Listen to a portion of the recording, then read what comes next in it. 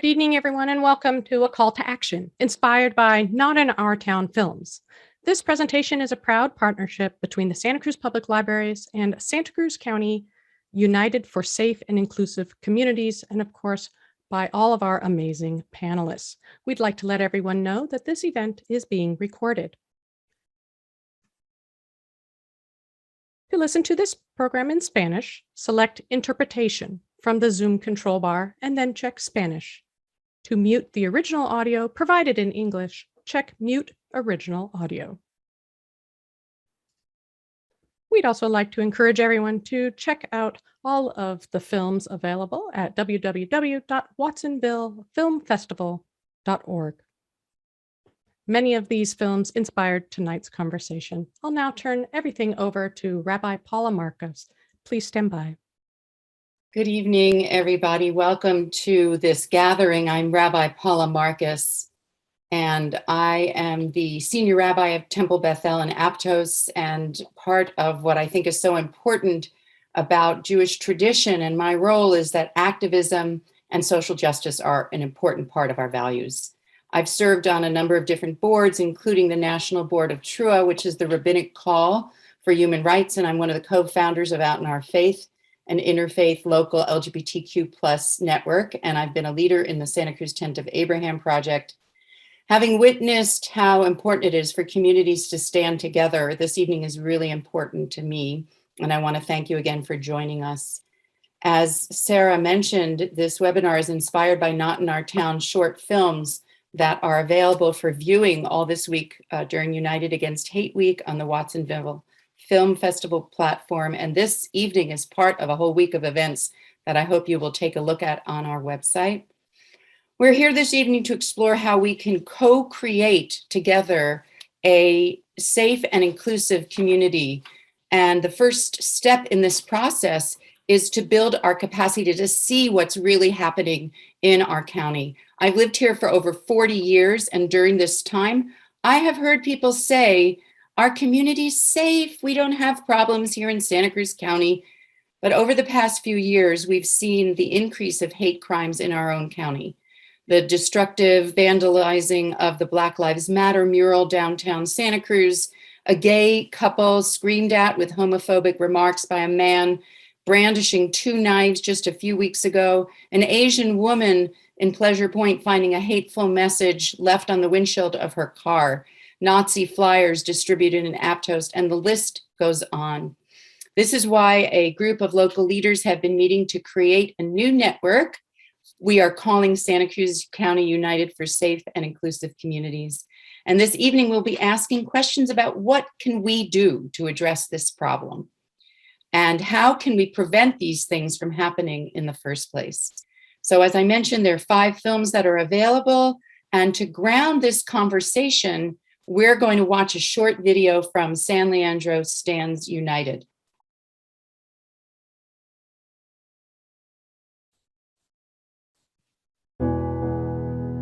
Another brazen attack. Police say the victim, an Asian man, was waiting in line. The men who attacked an elderly Asian man out for a walk. Between 2019 and 2020, violent crimes against Asians jumped by 283% in San Leandro.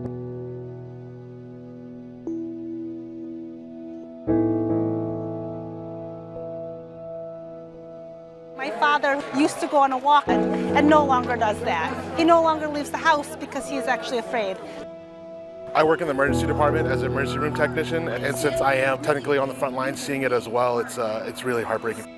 I am the people's attorney. To the API community, I say, I see you, I value you, I am you. I have felt the sting of hate myself.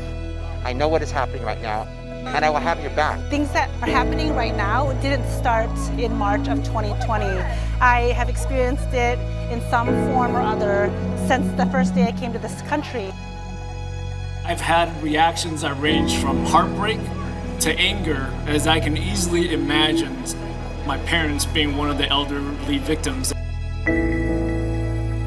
Events like this one are critical to bringing about awareness, sparking constructive dialogue, and spurring partnerships between community groups and government entities. As a member of the unity in the community, and we want to support our Asian brothers and sisters against hate. We can fight this, but we have to do it together. We need Asian, Hispanic, white, black leaders to pull together a united front.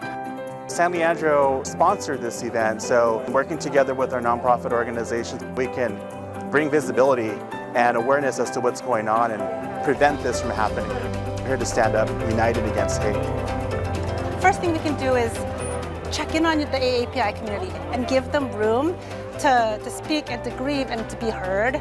I think understanding the diversity and the history of the Asian American Pacific Islander community is incredibly important, and to honestly educate yourself so that you can show up for other people. I think it's about holding elected officials accountable. Everybody can do something and nobody should do nothing. This is a moment where we all need to hear the call to action and act. Step in the way that you can.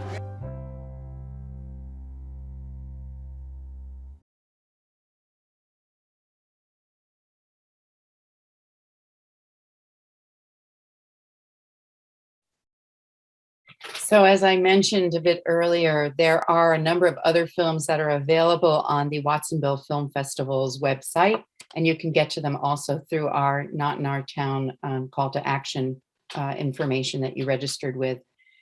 So we're going to have a pop-up poll that is going to have a couple of different questions, and we really do want to hear from you. We have a great panel this evening, and we want to also encourage participation.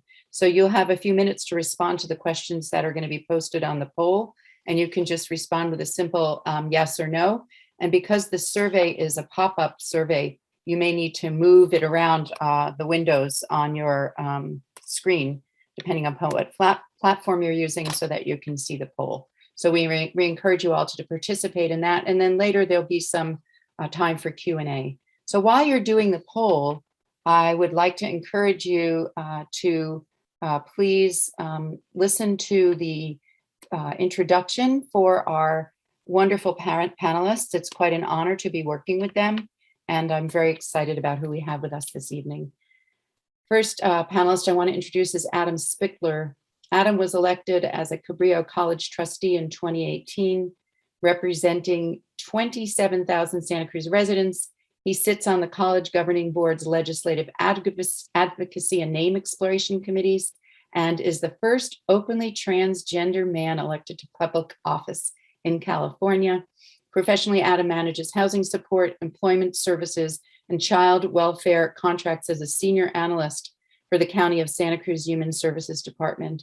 Adam is a former member of the California Democratic Party's Affirmative Action Committee and served 3 terms as board president of Santa Cruz County's Diversity Center. Thank you for being with us this evening, Adam.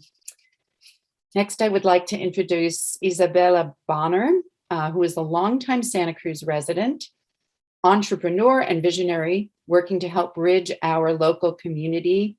Bella is a Cabrillo and San Jose State University alumni, receiving her associate's degree in sociology and Bachelor of Science in Business Administration, specializing in human resources management. Bella co-founded Blended Bridge, a local collective that aims to inspire and empower collective community. She's also the sole founder of Black Surf Club Santa Cruz, which aims to promote both physical and spiritual wellness through surf and community for our Black and people of color residents. Thank you for being with us, Bella. Next, I'd like to introduce Dr. Farah Sabbah. Dr. Sabbah is an immigrant to the United States, born to a Muslim Palestinian father and a Catholic Ecuadorian mother. And he's worked in education for nearly 30 years in a variety of positions within schools, districts, and the County Office of Education. And Dr. Sabbah was elected County Superintendent of Schools in June 2018 and works in support of all students and schools in Santa Cruz County. He believes wholeheartedly that our schools need to be safer spaces that serve the whole child, that disrupt inequitable practices, and uplift student voices. Thank you, Dr. Sabbah, for being with us. It's a pleasure, Farah. Thank you. And last, but certainly not least, Gloria Nieto. Gloria is a longtime activist at local, state, and national levels. She was the first Latina lesbian to address a presidential convention. Gloria became a member of the Democratic National Committee for 8 years and served in a contingent of gays and lesbians to meet with President Clinton in the White House. As an activist in New Mexico, she worked on getting legislation passed giving driver's licenses to immigrants and helped to get both non-discrimination and hate crimes bills passed. Gloria is a member of the State Health Commission. Her time in Santa Cruz as an LGBT activist is part of the permanent history collection at the MA, and the Queer Youth Leadership Awards made a movie about her work and her struggles dealing with stage 4 cancer. Currently, she's on the board of the Santa Cruz Community Health Center and the Silver Dolphins Senior Swim Group and continues cancer treatment. And Gloria, she said in her bio, she's grateful that her hair has come back in curls, and so are we. So thank you so much. Really appreciate having you all here this evening. Just a reminder to please vote in the poll if you're able to. And we'll open the Q&A a little bit later for you to ask our panelists questions. With the time constraints, we may not get to all of your questions, but if we do, we will get to as many as we can, obviously, given the time constraints. So when we have some results of the poll, I will share them with you. But at this point, I think we're going to get started. And I'm going to begin with the first question. So I'd like to begin by inviting each of you panelists to take a few minutes to offer a 5-minute response to this question. What about your personal experience leads you to this topic of hate and bias activity in our community? And I think we're going to start alphabetically with Adam. So Adam, if you could respond, what about your personal experience leads you to this topic of hate and bias activity?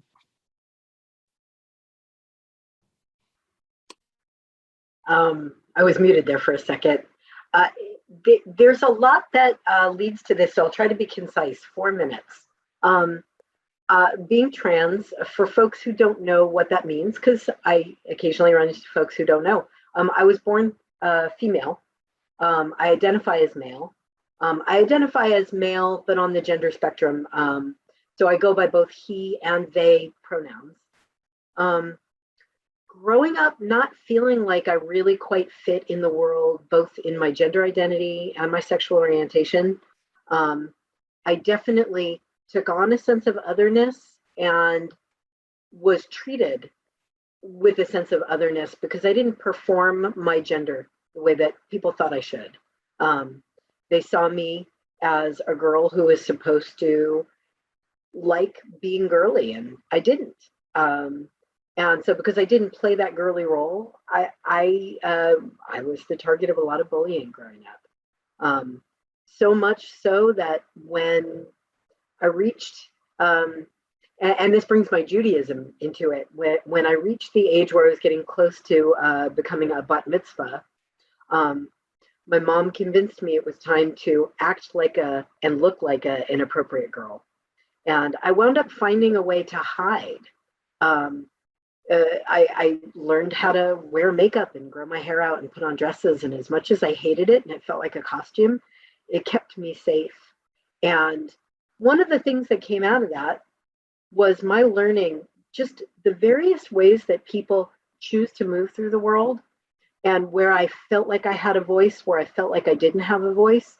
And they became life lessons that really have been the foundation for me, why it's so important to stand up for and acknowledge people in a way where you're not outing them, but you're really being a blanket of support around them. And that's really the basis of what brings me to all of the work I do. And as I got older and I started to figure out what I wanted to do with my adult life as a career, the first leg of my career really, and it started through my education at Cabrillo College, was in early childhood education and taking anti-bias curriculum classes, how to work with young children to support their breaking stereotypes, standing up for justice. All of that has all just kind of compounded how I feel about this. And I'll just end by saying how glad I am that I get to bring that framework and foundation into the work I now do in government. Thank you, Adam. That must have been 4 minutes.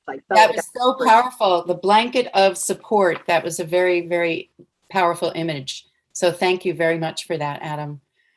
We're going to turn next to Bella.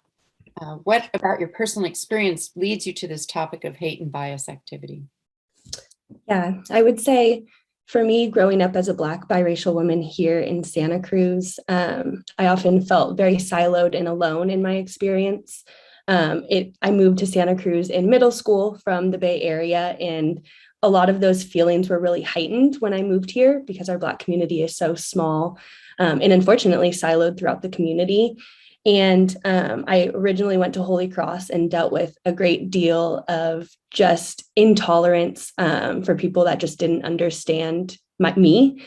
And, you know, as I grew up and kind of grew into going into SoCal High, I really had a rough experience, you know, always being the only Black person in the classroom, always being the target of, you know, jokes regarding slavery. And at the time, SoCal High had a white supremacist problem. And, you know, I was always alone in that experience. And it wasn't until moving into Cabrillo College that I took some sociology classes and really learned kind of the words to name a lot of that hate and bias that I had experienced, a lot of the intolerance, and really wanted to not let any of that pain really be in vain, essentially. And so through the years, it wasn't until actually after the murder of George Floyd that I realized just that we needed a sense of community and solidarity within our community.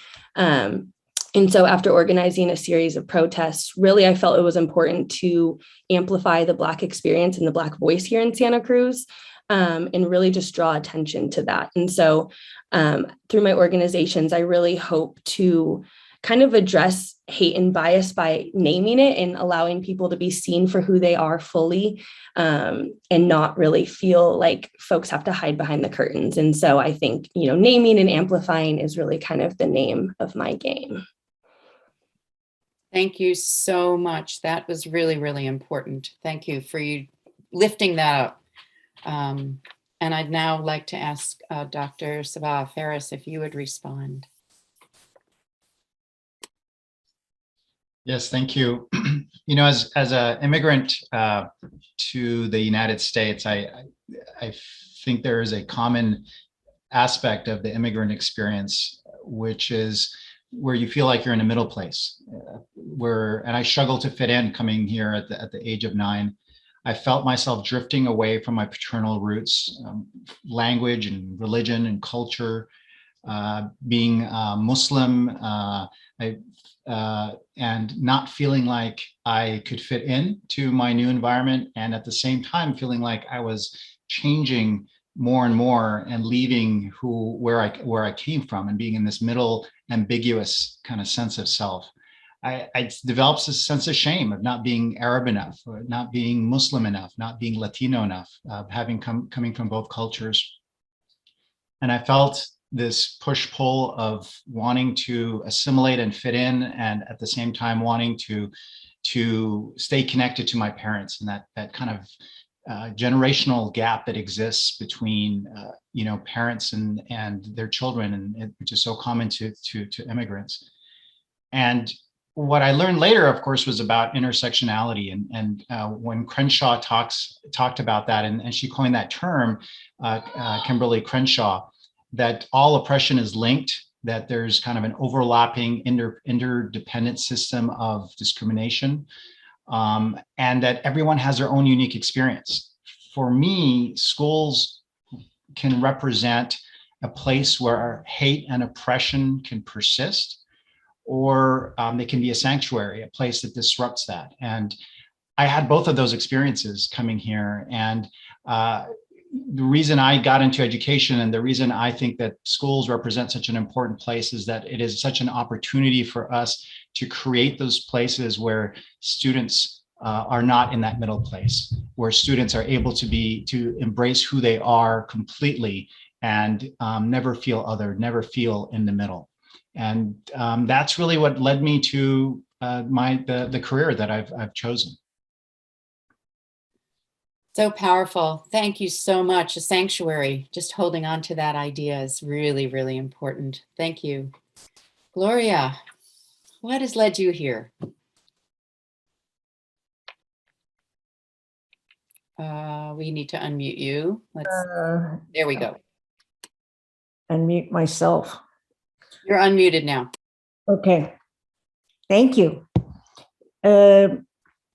What Dr. Sabbah was just talking about in terms of education, my driving force has come from the multi-generational discrimination that my family has faced. So while I'm not the immediate immigrant, my family still had experiences being discriminated against. And one of the family stories that have been told to me is that my uncle was one of the first Latinos to go to Notre Dame. And so when he graduated from Notre Dame and they put a little teeny tiny newspaper article in the paper, my grandfather's boss said to him, you couldn't have been paying for your son's tuition at Notre Dame, so you must be stealing from me. So, out the door. So, my family got penalized for, seeking the obvious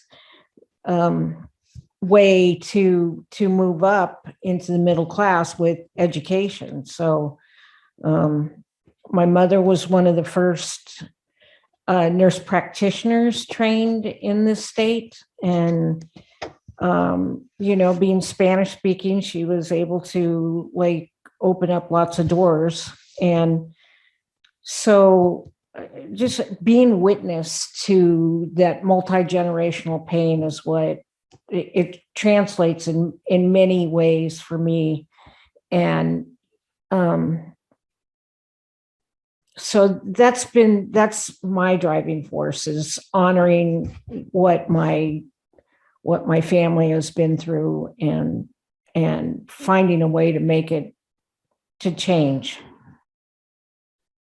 Thank you, Gloria. I'm really struck by how each and every one of you has referenced growing up and your family and what it's been like as an immigrant, as a trans man, Adam, and, Isabella, what it was like being here and growing up in Santa Cruz as a biracial, just young person, what that pain has led you to. And Gloria, for you to talk about the trauma of your family.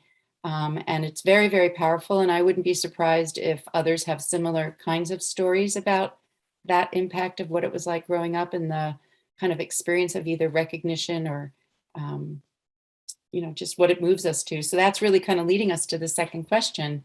And that is about what could and should our own community do to strengthen our ability to respond to incidents of bullying and hateful, actions, biased activity. What is our capacity in our community here in Santa Cruz County? And I'm going to ask, actually, we're going to start with you, Gloria. You were the last one, and now you're the first.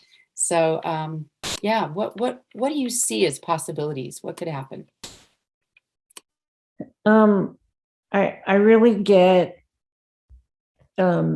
energized from being able to learn lessons from Bella in particular, and one of our other colleagues that I'm working on, issues at the county, but that they're a lot younger than me, and they're teaching me so many lessons on a daily basis that it gives me great hope that eventually that we can turn things. And that also means what you had said about looking and observing, witnessing.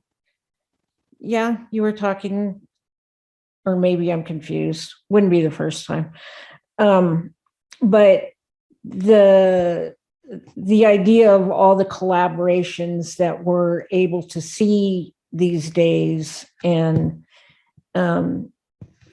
so that's kind of, for me, it's like I want to tell the truth and pull the covers off. And Santa Cruz isn't I'm left here for 20 years and then we came back and we're not going anywhere, but that's because for me, there's still work to be done.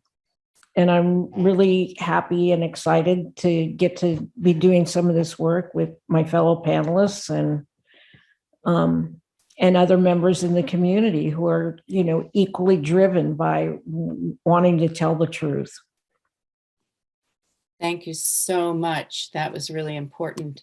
And I'm going to now call upon Adam to respond to the question of what could we do? It's such a really valuable question. And I want to springboard a little bit on what Gloria was just talking about, that need to pull back the veil. I think that's a really good starting point for answering this question, because I think one of the issues I see systemically is we're kind of raised in this thinking of when we address it, when we point to things that are painful, that's part of what keeps the pain going. So we should look away. And one common term for that is colorblindness. If we just simply agree that we don't see race isn't a problem. We don't have to worry about the problems of racism if it doesn't exist because we don't recognize race. But that's a false dichotomy.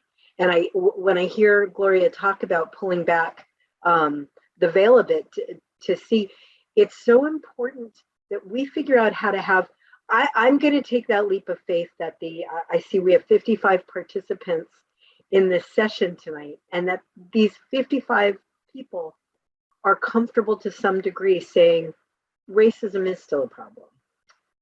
Bigotry of different kinds, prejudice against people based on religion, homophobia, you name it.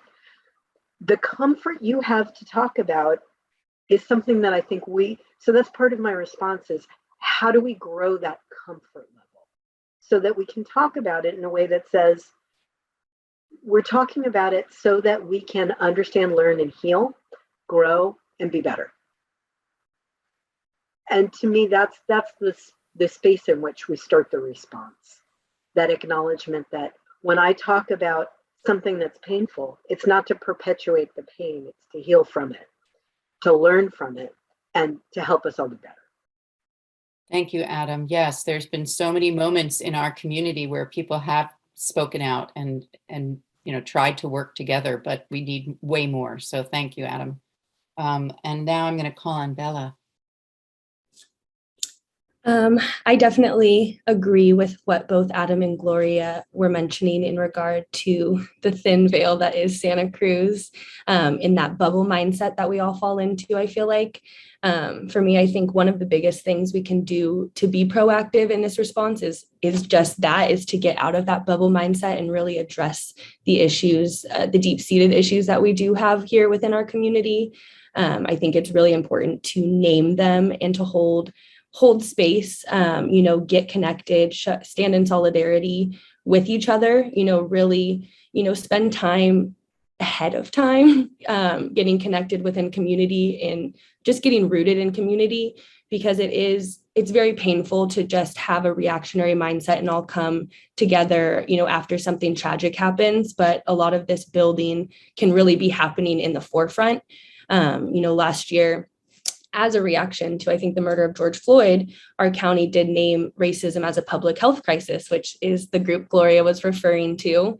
And I do feel that a lot of the proactive work does happen behind the scenes, and really just being courageous to name a lot of the incidences that we do see happening, and even just bias within policies and pay and all of these things that have such a huge role just within our community. And I think localism plays a huge role in this too. And so I think educating our youth and just doing a better job of not creating so many in-groups and out-groups, I think it's very problematic. We really have to just emphasize the fact that we, just really celebrate our differences, I think is the most important, because I think even that veil is much more thin than people realize. So. Thank you, Bella. That's so important that you're saying that, celebrating our differences together. That's such a beautiful thing that we all really need to do more often, as far as I'm concerned. Ferris, what are some of your thoughts about what we should do?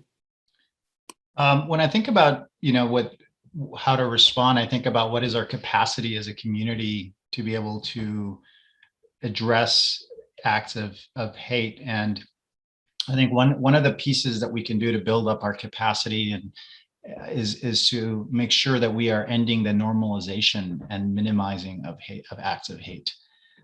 Seeing, when Gloria talks about this multi-generational experience, I think it's important for us to understand the history of oppression, that we don't see acts of violence, acts of hatred as isolated incidents, that they're interconnected, and that there is a that they promote the system, the status quo, and that they actually reinforce that system.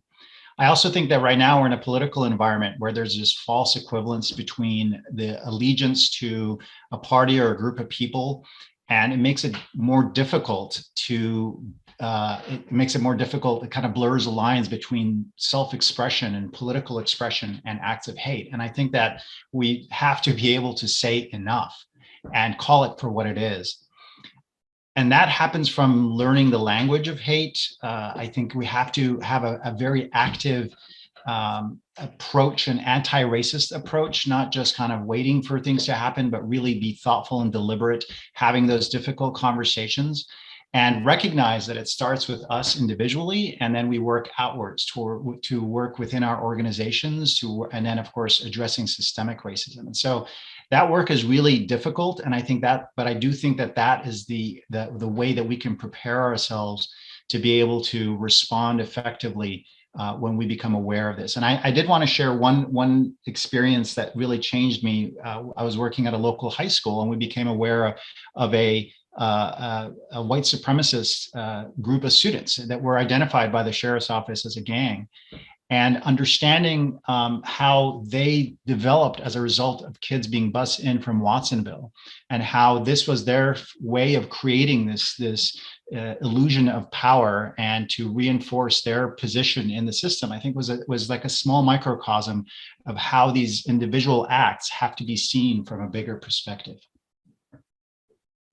Thank you so much. When you were sharing about that, I was thinking so much about what happened in Charlottesville with the "Jews will not replace us" kind of chant that was about Jews encouraging immigrants to come to this country. And it was on a Friday night Shabbat. It was a Saturday morning, but it was that Sabbath was when it was seen as immigration Shabbat, that Sabbath. So Jews all over the country were doing work around Friday and Saturday. Actually, that was the Tree of Life attack, in Pittsburgh. That was during that weekend, that Shabbat, when the attack happened at the Tree of Life in Pittsburgh. And that was related as the Charlottesville match and the intersectionality, and how, the response to fear, as you were just saying, Dr. Sabbah, is about, taking some power that is oppressive to other people and hateful to other people. So thank you for raising that. I wanted to just share in the poll, we did get some responses, and what folks said is, to the question is, have you ever been the target of a bias or hate crime? And we have the poll up here, and it's really kind of interesting that 16% said yes and 84% said no. And then we see that it's double for witnessing, which is really interesting. 30% of people said yes, they've witnessed a hate crime in Santa Cruz County, and 70% said no. So I find it interesting that maybe not everybody has had the experience. It's a smaller amount, but people have seen it. So I think that's a really important thing to remember. So we're going to, in a few minutes, I see we have one question that's come in for our panel, but in a few minutes, we're going to actually take some of those questions from you. And I want to encourage you again to please put some questions in the Q&A function on the Zoom recording, so that on the Zoom platform, so that we can see what you want us to talk about too, because we have prepared things that we want to share, but we want this to be more interactive. So if you have questions, we're very, very happy to try and get to them. So thank you. So let's see, we're going to move into And by the way, it's okay if you want to ask a particular panelist to respond to a question that you have to ask, or if you just want anybody in general to respond. So here's a question that we kind of answered a little bit, but it's really more about what we can do to build our capacity proactively as opposed to responding to hate crimes. I'm very cognizant of the fact that after that attack happened in Pittsburgh, we had a gathering at the temple the next morning, and we had tons of people come to support us as a Jewish community. So that's a response, right? When the attack happened at the mosque in Australia, in New Zealand, hundreds of us came to the local Islamic center. And so we've been doing the responding piece to some extent. Folks, as Bella was mentioning, have come to support in terms of Black Lives Matter gatherings and rallies. What else should we do to prevent this from happening in the first place? So I think I'd like to start with Bella as a response to that. How can we be proactive about this? I think it definitely falls kind of in line with my former answer, is just really naming it and not, I think really just it comes down to education and tolerance and just accepting other people as they are. At the end of the day, I think not brushing off these incidents as isolated, as Farah was mentioning as well. I think a lot of times what happens with hate crimes is there's such a broad spectrum of them that, folks will kind of brush off people passing out Nazi flyers, not understanding, how traumatic that really is to a community, and will focus on, really huge incidences that are breaking news. And I think that broad spectrum, I think the tolerance needs to be zero for all of it. And I think that's a huge point, is just we have to have zero tolerance for hate, period. It doesn't need to, meet some threshold. I think we need to be vocal and active when we see these things happening in the moment. And I think that comes down to education and, putting yourself in a position to be able to speak up and stand up when you see things happening, being connected in the community so that when these things do happen, you know who to what groups to turn to and really make room for. I think that's really important. And yeah, I think just really listening too. I don't know if that's so much on the proactive end, but I really think that we can respond much stronger by placing an emphasis on what we do in the front, ahead of time, so that we're just ready to, respond in the moment and give space for the folks that are in the most pain from the incident. I think that's a huge thing as well. There's always, I think there is a huge interconnectedness in all of the oppression that we're seeing. But, when there is a large incident, that it's important to amplify the stories of that particular group. And I think it really should be a learning opportunity for most when that happens. And so kind of sit back and know, when it's time to really listen and when it's time to speak up as well. Thank you, Bella. Farah, Dr. Sabbah.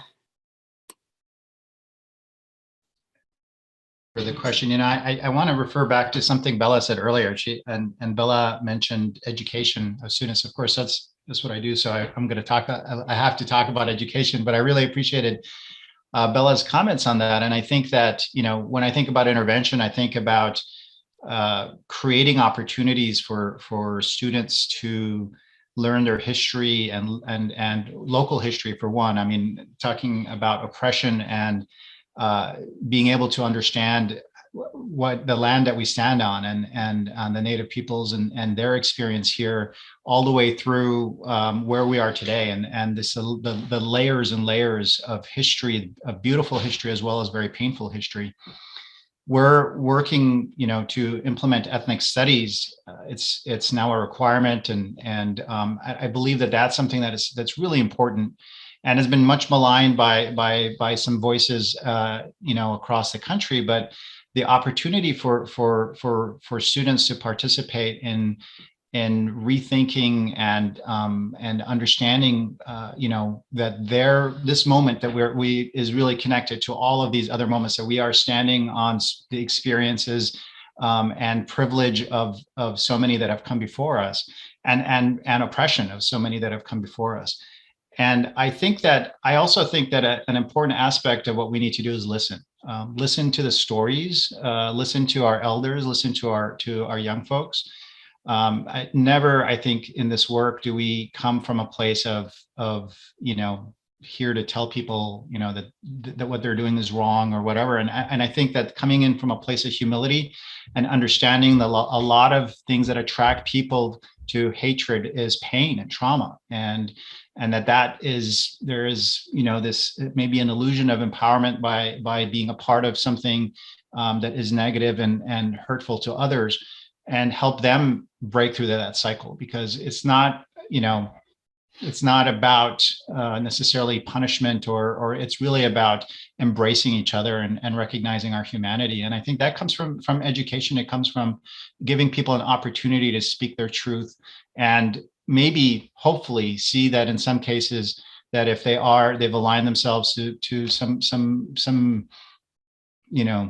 negative political position or whatever it is, that what lies beneath that is that pain, and that if we can help them embrace their pain, that we would be able to embrace them completely and help them break that cycle. And so I think that, and I think schools can play an important role in this. It really is, if we do it well, we create a space for where we can listen to our youth, and also to learn our history, and then really be much more deliberate and empowered to be able to craft our future, as opposed to being stuck in some cycle that we continues to persist. Thank you so much. And the family's involvement, the kids and the whole family. So thank you. That was really helpful. Gloria, what can we do to be proactive around this? As both Bella and the good doctor were, you know what? I'm using that because you worked hard to earn those letters, and I want to recognize that, that you did that. So, I don't know you except from this little bit, but I want to honor that as a person of color, that you worked hard to get these initials. But as we talk about listening, what occurs to me, and this is based on my personal experience, that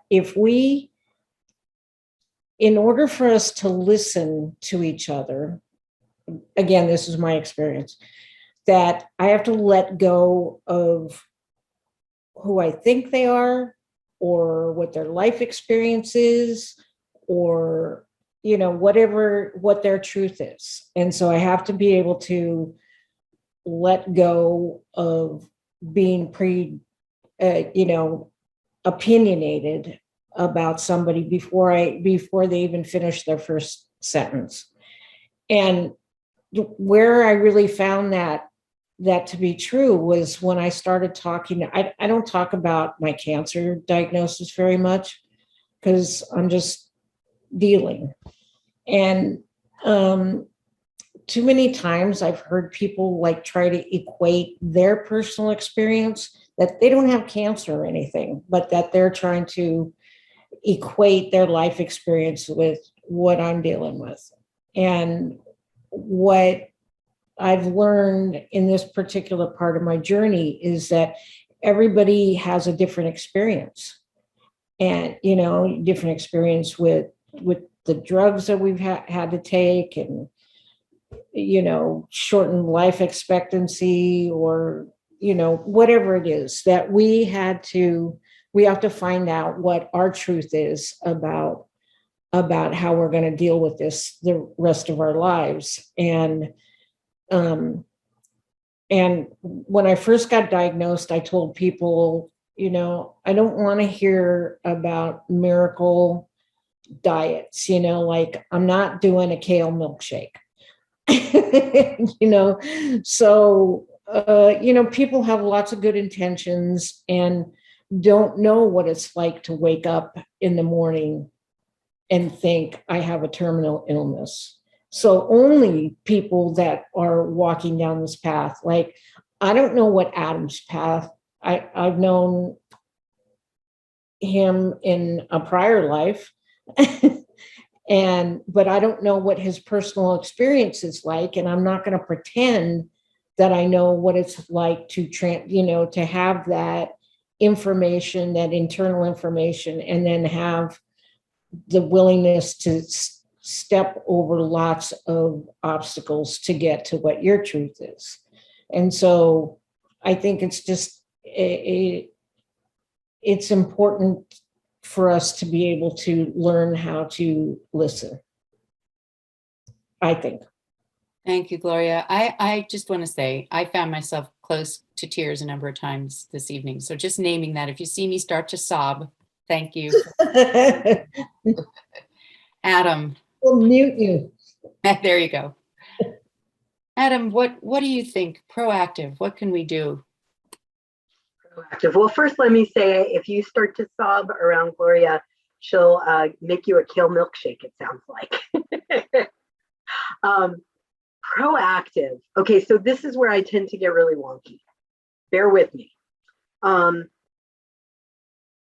think that the better we get at identifying the gaps and the places where a lack of knowledge and education, especially for you, are the contributors. So we have to rely on good data to identify gaps.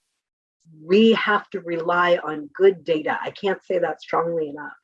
We have to rely on the institutions like our schools, like Cabrillo College, like UCSC, and turn to them to help us provide more and more data on where some of these gaps are around the instances that we're experiencing. We have to rely on our news organizations to get good data. We have to take that data and use it to develop our lobbying skills. Let me give you an example of what I mean by that. I want to say in 2015, it might have been, no, I think it was earlier, in 2014, we finally got the Fair Education Act passed. It was then State Senator Mark Leno, who passed a bill ensuring, inscribed in education policy, that teachers could and should provide LGBTQ history information in classrooms. Wonderful piece of legislation, very empowering. Here's what it didn't do.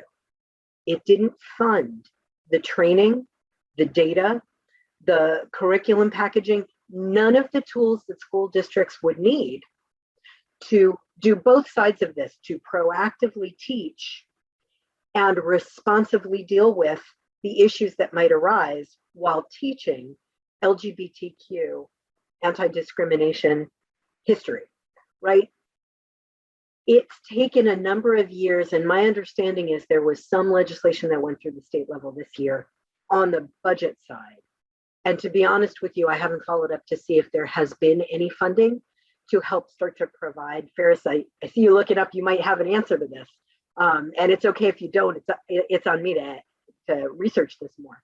But that's what I mean by lobbying.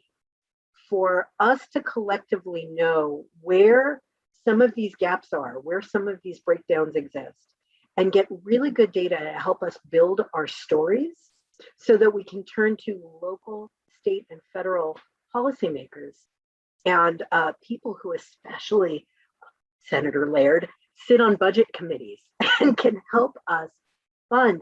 And I'm responsible for this as well. I am a budget and policy decision maker for our local community college. How we are spending our money on our early childhood program, I'm very excited to say for the first time in several years, we are funding a new ECE faculty member and a teacher in our child care center. We haven't done that in years. It's long overdue.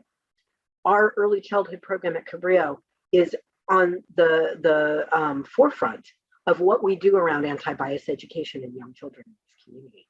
one of the questions I saw in the Q&A was, how do we get a program started?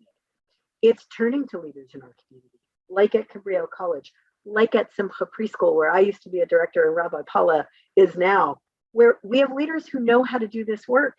How do we fund this work to take place? Because it costs.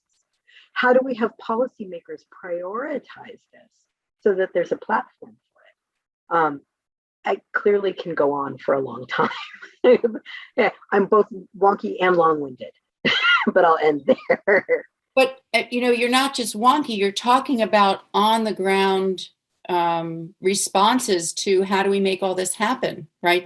That's your answer was not just a wonky answer, it was really practical in terms of gathering data. And then I think what you're trying to say, if I could put words in your mouth, is holding our elected officials accountable budgetarily. If you put your money where your mouth is. Isn't that kind of what you were saying, Adam? That yes, there are a few people who I will let put words in my mouth. You are one of them, Rabbi Paula.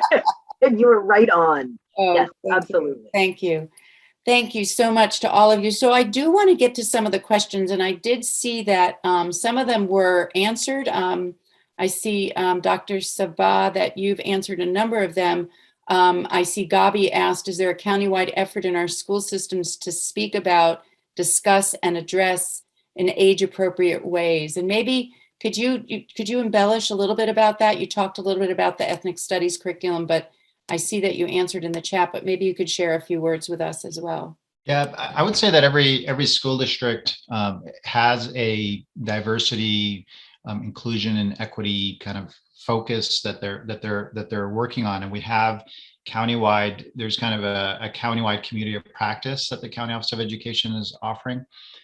But I think that a lot more can be done. Part of what Adam was talking about in terms of putting our resources where where our priorities are, making sure that we're offering those kinds of opportunities. So we're talking about professional development for teachers to be able to have difficult conversations with students and address these issues head on. To be able to create student networks, for students to be able to connect with each other across school boundaries, across district boundaries, across international boundaries, and then of course another question that was asked was about what about family education efforts, and that's an area I think that is probably the one that has the biggest area of growth for us as a community, and our experience has been that when we've offered those kinds of efforts, that the folks that really maybe would benefit the most from participating are the ones least likely to go. And so you create a bit of an echo chamber of folks that are like-minded and support the effort.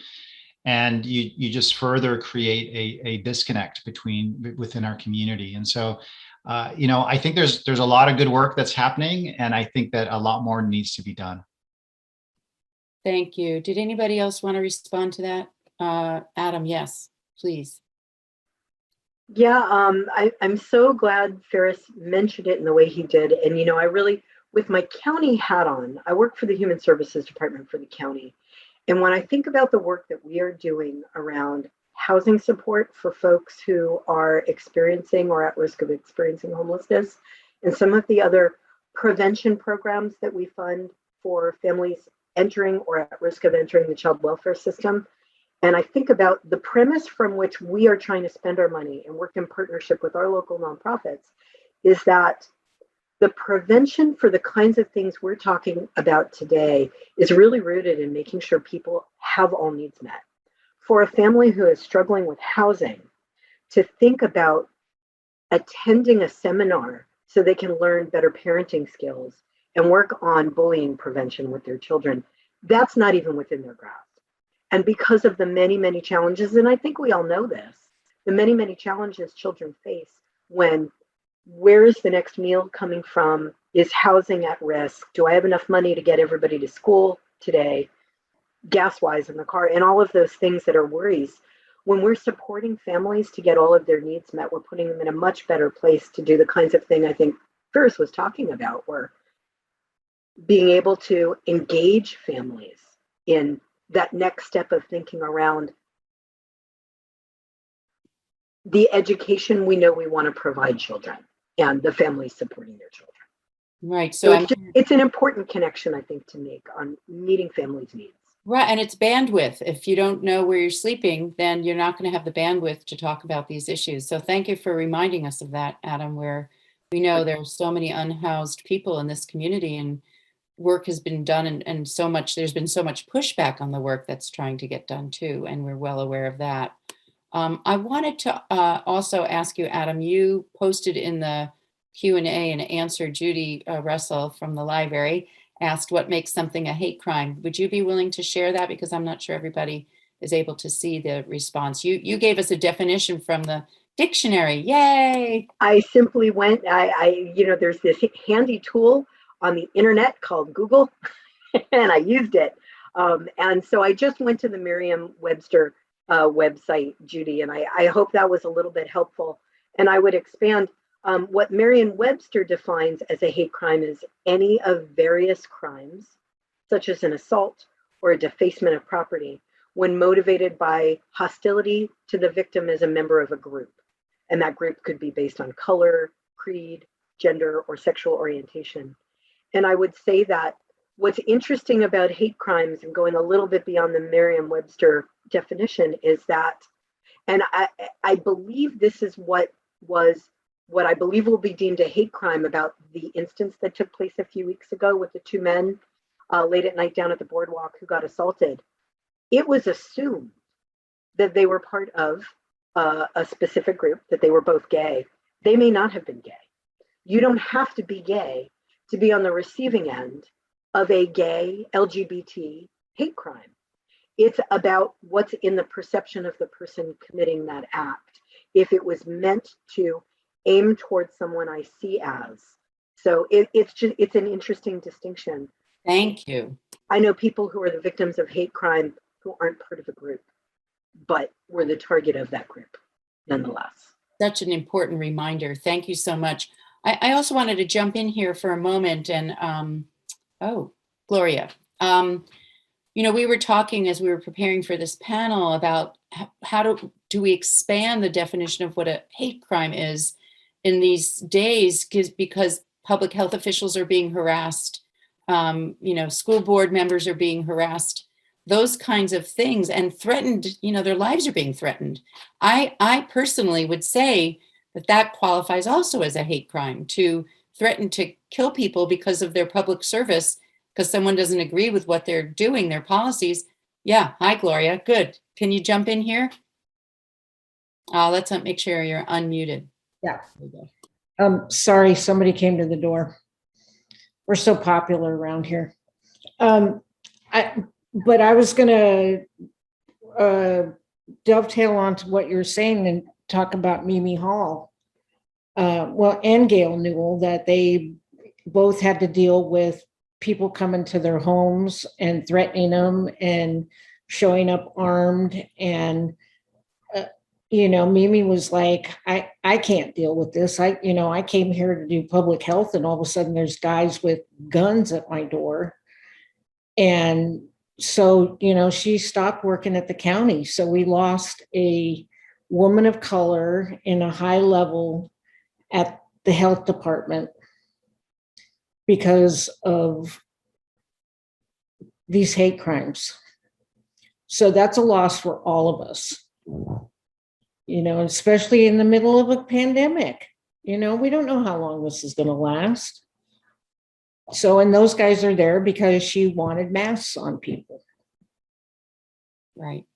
So thank you for sharing that story, because I think that should be considered a hate crime. I also saw in the questions that Ann Simonton raised the issue of rape in our community, and how, is that seen as a, anti-woman hate crime, which I think, in my opinion, yeah, there's so many different levels of abuse and threat and danger. So, so I have a couple more questions here. Bonnie Moore asked about, thank you for speaking about the many matters. How do we suggest that we can increase our community's understanding and sensitivity to the differences that exist here? So I don't know if anybody wants to kind of jump into that. if there's anything you wanted to add. How we can kind of raise the understanding of the differences, that diversity, I guess, might also be what you're talking about, Bonnie, I think. Anybody have any ideas about that? I mean, my one answer would be panels like this, you know, but seriously, I have to say one of the things that I'm very happy that our congregation is part of is COPA, Communities Organized for Relational Power and Action, and that we do work to across differences of religion and race and ethnic background to try and, you know, work on issues like mental health and housing. And we do that together with people who are different from us. So I think the more we can try to make common agendas where we, you know, there's also a saying that you're no permanent friends, no permanent enemies. You might disagree with some people on certain things, but agree with them on other things. And finding what you can agree upon to work together and build our capacity to understand our diversity is also important. But Bella, I think you were going to unmute and answer that question. I'd love to hear from you. No, I think you definitely tapped into some of what I was going to say. I think it comes down to education and being willing to show up to, as mentioned, panels like this. You know, you can really gain a wealth of knowledge just from other people's stories and experiences. So there's always a lot to unpack in these types of panel conversations and discussions. I think, you know, education, taking the time to, you know, show up to events like this, read books. I don't want to tell someone to read a book, but I think that, you know, there's a lot of opportunities in various community events to show up and to kind of get outside of our safe zones and like our own bubbles within the bubble. And so I think that that's really important as well. I think also just coming, I think Gloria really mentioned it well, but coming to listen. And not necessarily always to speak. I think sometimes there's a level of fragility that's brought to these certain spaces, and that just can't be tolerated. And so really showing up with an open mind and a desire to understand is really important. Thank you so much, Bella. I see Adam, you have your hand up. Yeah, thank you for specifying that, Bella. I think too, the question that Bonnie asked, it reminds me of a really great interview I'd heard on NPR a while ago around, it was a program, how it is that the movement and efforts for marriage equality ultimately found as much success as it did. And I think it goes to the heart of what Bonnie is asking around, how do you have this conversation to make more people aware of the differences and the need for empathy in the community?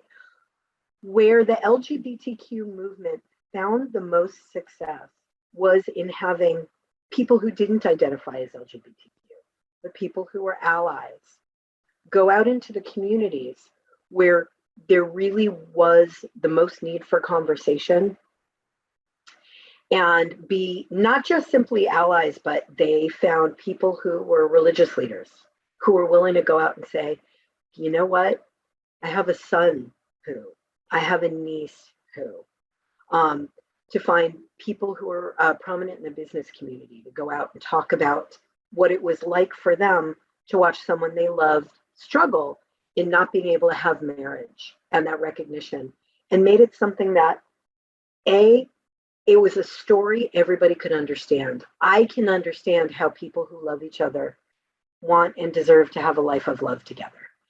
And they had to hear it from someone who looked like them, who sounded like them, who represented them, to really hear it.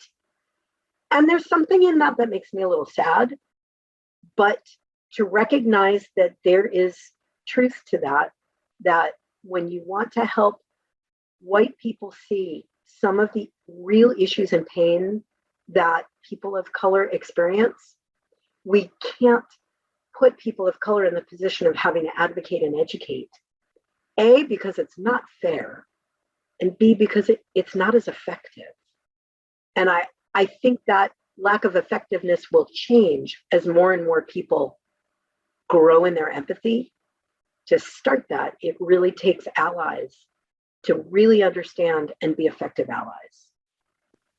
Thank you, Adam. And I do think it's important to recommend books. I just want to say the 1619 project book just got published, and I've been on a webinar with Nicole Hannah-Jones about that. And we have to learn, we really do. But one of the things you were saying is that people have to speak out who have some kind of commonality. And it reminded me, Peg Shamaria is on the webinar this evening, but her mother, may she rest in peace, many years ago, sent a cassette recording. That's how long ago it was. Remember cassette tapes of their rabbi in a more traditional congregation talking about LGBTQ inclusion, because parents were coming to talk to him, Rabbi Harold Schulweis, may he rest in peace, about their children. And this rabbi who, this was a huge congregation in LA, in the Valley, got up and spoke about this. And that took courage at a time where in his movement, that was not happening. Rabbis were not allowed to marry gay couples in that movement at that time. So what you're saying is so true. So I really appreciate that. Thank you, Adam. I also wanted to see, there's so many great questions. One of the things I saw Jeremy just asked recently, Bella, as someone who intersects with people's relationship to the environment, in what ways do you observe our relationship with our environment mimicking that of our relationship to each other in the areas of race and discrimination toward minorities at large? So that's a really interesting question. And good luck. Sorry. Okay, hold on. I'm reading it again. It's a good question. Is there a relationship between the environment and how, the intersection of, is that similar to not, to oppression, I guess is really the essence of that. Lack of respect. I would say, okay, hold on. I'm sorry. I'm reading it 5 times. I think that our relationship with the environment does mimic our relationship with one another.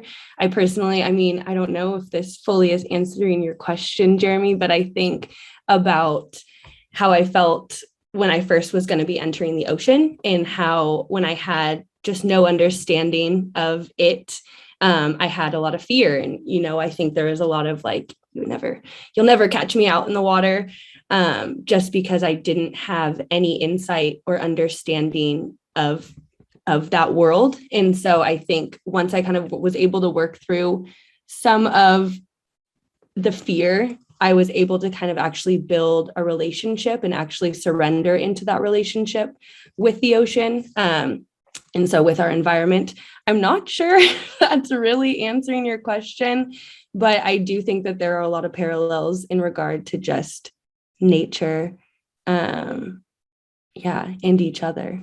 So I don't know if anyone else wants to jump on that question. That was great. Does anybody else want to chime in? I think that was a really great answer, Bella. Thank you. I also see a question from Catherine about how important do you think it is that hate crimes be prosecuted within our local legal system? What about that, Gloria? Okay, when I included in my introduction about how we had gotten hate crimes passed in New Mexico. What I forgot to include was that we were the first state to be transgender inclusive of both hate crimes and non-discrimination laws. So, we had some of those brawls about, people wanting to leave transgender people behind if we were going to get our rights, and we'll come back for them later. And I was I had promised the transgender community in New Mexico that if I could, that we were all going to cross the finish line together, and we did. And what was unique about these laws is that when people were convicted of hate crimes laws, they didn't get sent to jail. They got sent to do, clean bathrooms,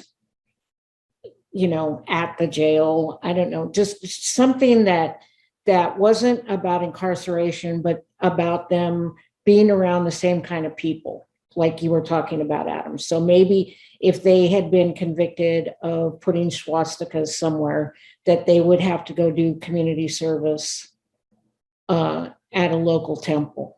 So we weren't interested so much in penalties as much as giving people an opportunity to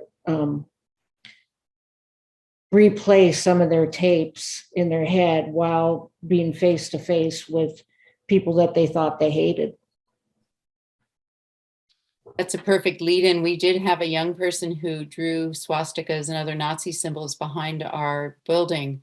And eventually what happened was the public defender and the DA got together and we had a conversation with the young person who did that. So restorative justice, you know, to face the fear that we had a preschool parent there who was scared for their kid. And, you know, we really did have that opportunity to do that. And that was unbelievable. I mean, just so powerful and better than incarceration, as you said. So we have a couple of questions, like one from Marcy.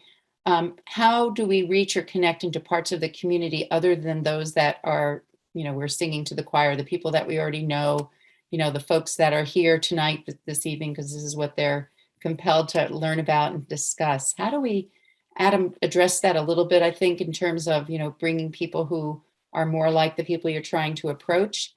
Any other thoughts about that? But I think that was the invitation, Adam, and your response. But anybody have any other thoughts about how we don't keep preaching to the choir and we get past? I think Dr. Sabbah, you're unmuted, so I'm going to turn to you. Thank you so much. You know, I wanted to comment on something we were talking about that Gloria was talking about passing legislation to make crimes, and then I'll comment on this question. But I think that it's, you know, when to criminalize, I do agree that you know, criminalizing and punishing folks doesn't necessarily, it doesn't have a positive net effect, but it does at least send a message that society believes in this. And I think that that's something that, as much as possible, we need to, you know, back to that normalization piece, is to say that as an institution, as a society, we're against this, we stand against this, and that we you know, we're, and I think that's an important message that we need to be sending to our community. With regard to you know, and now I lost myself. I'm sorry, Rabbi Paula. What was the question you just asked? Question was about whether, you know, how to do we prosecute? What do we do about, you know, about that issue? It was about how do we reach people who are Right. how do we reach? Sorry, that was the last one, right? That was a question. And you know, what's happening right now is school board meetings, for example, have become a place across the country where there's this. It's bringing in. It's become kind of a lightning rod issue where people are coming in because they see they feel like there's the politicization of education, and so there's this, you know, critical race theory, anti-critical race theory kind of movement that's happening across the country, and it is what's happening. I think is it's a little bit scary. We had some folks that were against some of our COVID protocols and whatnot that came and kind of went through our building and search of board members and whatnot. So there is that kind of concept of that is of great concern because people are feeling very strongly and wanting to act. But I also think there's an opportunity here for people to be able to engage in dialogue. And if we're able to have the conversation, if we're able to get to a place where we're willing to listen and talk and have that open conversation, at least we're starting that place. And I think that is the first phase, because right now, many times it feels like there's a lot of kind of hidden pieces where we don't really know where we stand with each other. And I think that the first step in being able to address a lot of these very difficult, challenging, strong emotions that people have and you know, long you know, deeply held beliefs, is at least we need to come to the table and be able to talk about them. And I think that dialogue is the opposite of the polarization that's happening right now. We need to really bring people together to talk to each other, because alienating each other, isolating each other is not going to help us overcome the differences that we find amongst each other. Such a great answer. Thank you so much, Dr. Sabbah. it's kind of connected to Jane Subi's question about where is it? This illusion of power and white supremacists believing that allocating rights is a zero-sum situation that takes away from their rights. So if you're getting a right, that means I'm getting less rights. And I think that's sort of what you were also kind of addressing in your answer, Dr. Sabbah. I don't know if anybody else wants to address that, but before we do that, I wanted to say there's going to be another poll that's going to come up that's going to be about next steps. And we're going to be asking if people want to learn about more ways to be involved in this work through programs like this and other programs, and get more involved with the work of a rapid response team that we're putting together. And so if you're interested in that, we'll have you put your name and number and email address in the chat, and only the panelists will see that. So your names and your email addresses won't be public to everybody who's here tonight. But if you're interested, someone will contact you. So first we're going to continue with this conversation. But as we're doing that, I'm going to invite Sarah to put up the poll. Would you like to learn more about ways to be involved in this work? And if so, to please include your contact information. So so this idea of a zero-sum game, anybody else that, again, you can mute, by the way, you can move the poll over to the side so you can see everybody's faces. But I see, Adam, you have your hand up. Yeah, I think the zero-sum game issue is really, that's a really good question. And I think there's the more cynical part of me that says, really the hope is to just focus on the next generation. I think that there's a valid truth in acknowledging we've already seen how very much you can use data and factual information, and it just will not sway or convince people who have a deeply held belief in something, as illogical as that belief may be. But I do know, because of facts and data, how brain development with children really allows you to get the very first thing we learn, because of the way that the brain develops, is how to categorize and put things into categories. That's what our brains are designed to excel at. And one of the greatest gifts I learned through early childhood education is how you don't need to separate that, or you're not relinquishing the importance of teaching and celebrating how children categorize and separate things if you also demonstrate that, like, what's beautiful about that is there's room for all the categories. Because things are different doesn't mean that there isn't room for all the differences. And so I don't know if this is enough of an answer or a good enough answer for Jane's question, but I do have a lot of hope that if we can support what we know about children's brain development and educating the next generation, I think there's a lot of room to grow, because zero-sum games, it's that thinking that there isn't enough. And we know that that's not true. And we know how to teach principles. Sorry, my dog. We know how to teach principles with young children so that they can just grow up with the idea of there's room for more than one way of thinking. And that becomes the base from which they move forward. Thank you. That was fantastic. Thank you so much, Adam. Bella.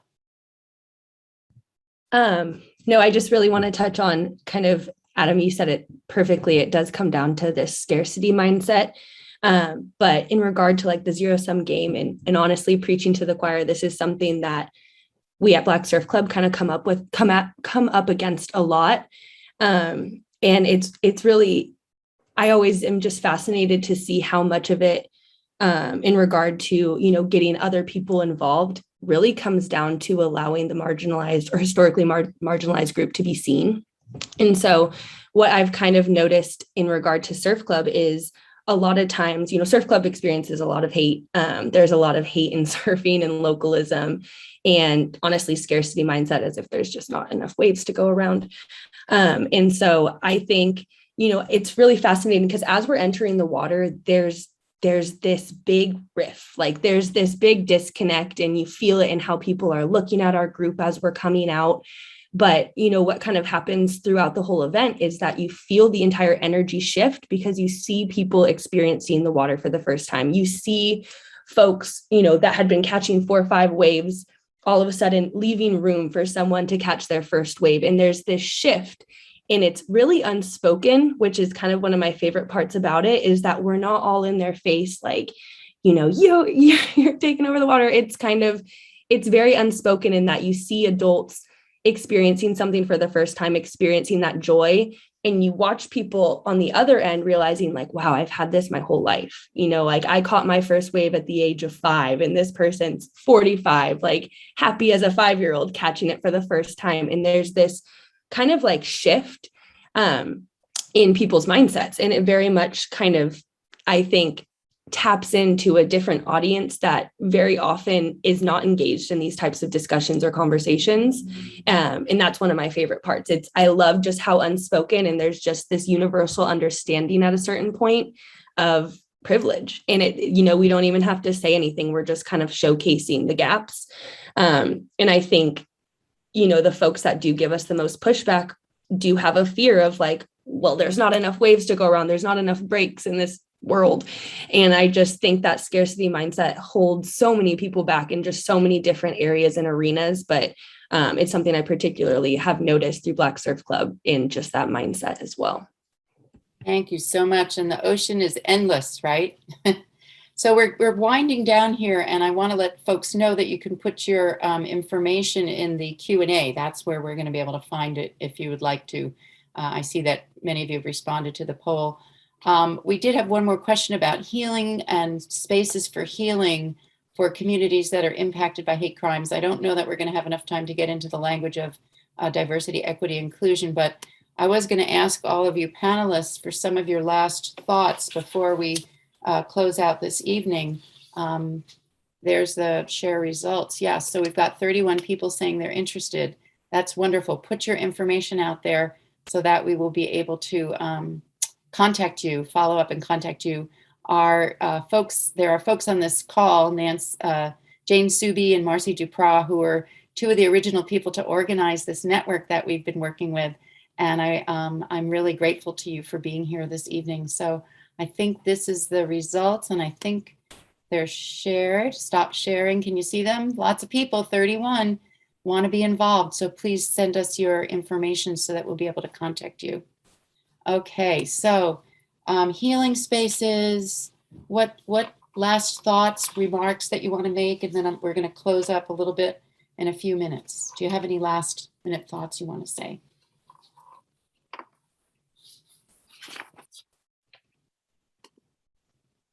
Jump in. Anybody?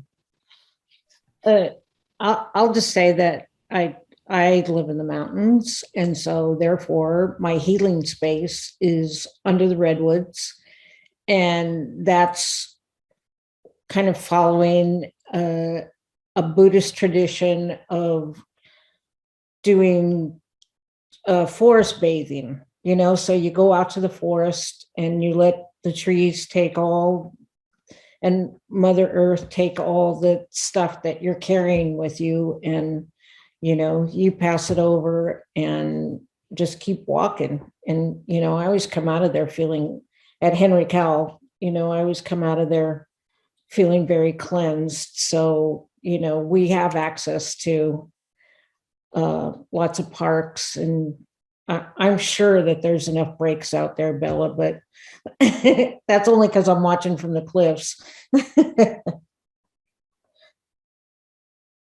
Thank you, Gloria. Anyone else want to share anything? Thank you for your names and your email addresses. I see them, that they're in the Q&A, and I really appreciate that. Well, I guess what I want to say is a great deal of gratitude to the Santa Cruz Public Libraries for making this possible, especially to Sarah Jones for your tech expertise, and Judy Russell for imagining the possibilities of this series, Shelter in Faith, which you jumped in right as the pandemic hit. I really want to just offer such great respect to our panel this evening for taking on this critical conversation. It's through these kinds of partnerships working together that we can better understand what our work is to create a more informed, safe, and inclusive community. I know that together we're going to continue working for justice and for equity and for ways that we are able to recognize what the truth looks like and address it. And there's so much more work to do. And this week of events with Not in Our Town is a very good start. And we want to also, before we close, I want to encourage you to participate in the online events, including there's a upstander, some say bystander, some say upstander workshop called Creating a Calling in Culture on Saturday, this Saturday from 11 to 12:30, and you'll find that also online. So thank you so much. Yes, again, put your information in the Q&A again, and Sarah will be able to help make sure that we capture all of that. And I cannot believe that we had such brilliant, amazing humans here, and we're ending really like almost exactly on time. So bravo to all of you. Amazing. And I just appreciate personally the opportunity to have been able to connect with all of you. I just need to say that. So thank you so much, and to be continued. Really appreciate you. Thank you. Thank you. Thank you so much. Keep up all the good work, everyone, and take good care.